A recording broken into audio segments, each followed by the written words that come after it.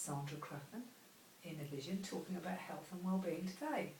Normally I come in and I'm all bubbly and I'm all excited, and as much as I'd like to and say Happy New Year and all the things that goes on at this time of the year, this one's a bit sad really, so I don't feel like I want to express myself in that massive bubbly way, so I want to respect this thing that we're going to talk about today. And it's International Remembrance Day of Holocaust victims on the 27th of January.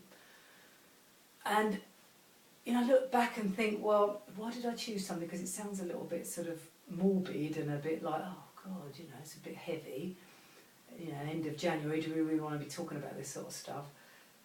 But I wanted to flip it around really, and I personally have experience of a great uncle who actually was in a concentration camp. So for me it's quite poignant because it's not just a day, it's something that actually one of my relatives actually starved pretty much to death.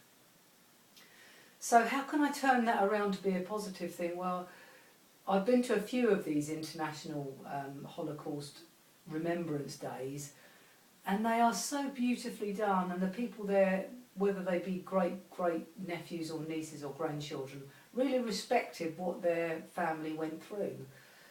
So what I've done is, I can't save the world, and there are people, more people will starve again, and atrocities will happen in the future as they have in the past.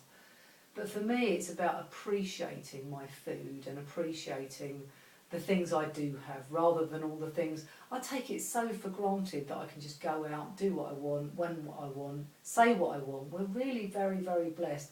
And if I focus on those things, I do remember as a child my mum saying, oh well, you've got to eat that, otherwise starving kids in Biafra or wherever it was, meant nothing to me really. But now I'm older, I think I want to just focus on the things I have got and how lucky I am to have 3 big beautiful meals. I've never starved, I've never really gone without. So yes, that's really my message today, is for people to remember what hardships people have been through, and then also bring that into our own lives, how lucky and grateful we are to have what we have.